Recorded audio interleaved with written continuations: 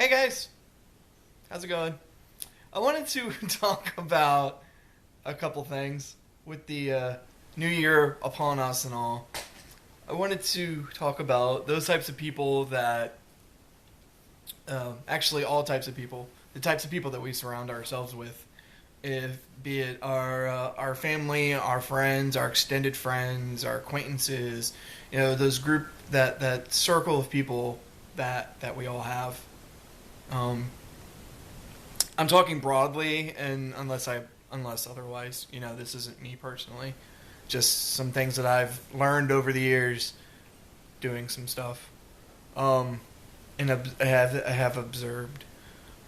There's the when you get a group of people together, the more people you have in the group, the more chance there is to be a crazy person.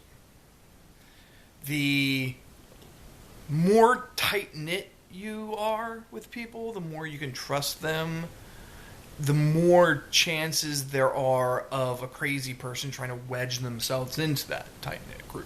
Because we all have circles of people.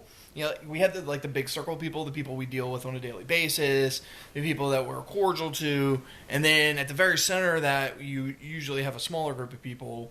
Like normally, like your direct family, the people that live in your home, and even inside of that, you could have like a 2-person circle or whatnot. But the wider out you get on that circle, and the more tight knit those people are in that big circle, the more chance there are for like crazy people to kind of try to stand out.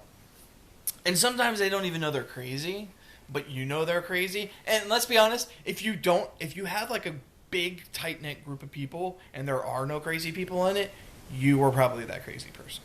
Just putting it out there. So, like for instance, like growing up and even in high school, I really didn't have like a big group of friends that I hung out with. Like I knew people, and like in high school, I knew people who knew people. So like that circle, I had this circle of a couple people I knew, and then that person had their own circle, which extended out in ongoing directions. But there came a time where I brought a person into this group of people, and turns out she was crazy. Now, I'm not talking like she just was like a bitch, or she was just like starting trouble. She was actually crazy. She had this thing that I coined the phrase. She had a center of attention disorder. And if she wasn't the center of attention in any given moment, she would create herself to become the center of attention. She would cause drama. She would like scream out. She would say people tried to attack her. She would claim rape. It was that kind of crazy. But she'd gotten so many people to believe her stories that some people were on the smaller circles, like she would start creating these smaller circles with people, and they would believe her story because you have to believe those people in those tight knit circles, because if you don't, you start losing the idea of trust in the outer circle, and the whole thing falls to pieces, and then you're crazy. So what happened was she created all these smaller groups of friends with all these people in the larger group, and everybody believed her in the smaller sense of the things. But then when she started seeing how she was acting with other people, connections are starting to be made. That, holy crap, she's crazy. And then when things started to break down and she started showing her true colors after a while, people started going, oh wow, she's just causing drama. And it came to the point that where everybody was finally fed up and, ditched her in the middle of nowhere. So the point that I'm making is, some people in your life, you have to go, do I need this person in my life? First of all, why is this person in my life? Okay? If it's for one reason or another, okay, then you go, is this person important enough in my life if I never have to deal with them ever again? Am I going to lose sleep over it? Okay? And then You have to go.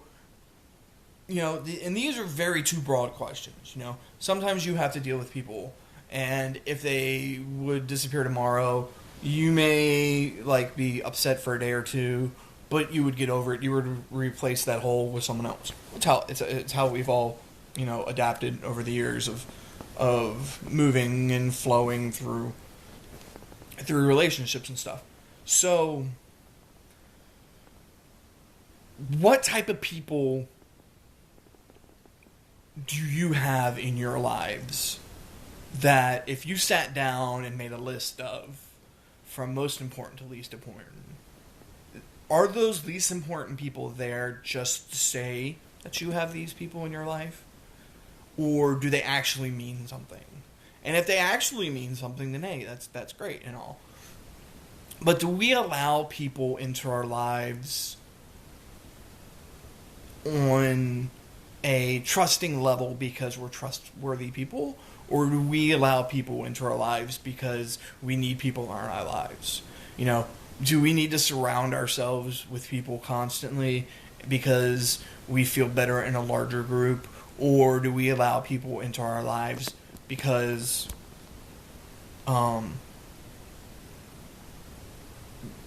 trusting and loving? So I'll keep going in the next part, but and kind of extend on that in the next part. See you guys.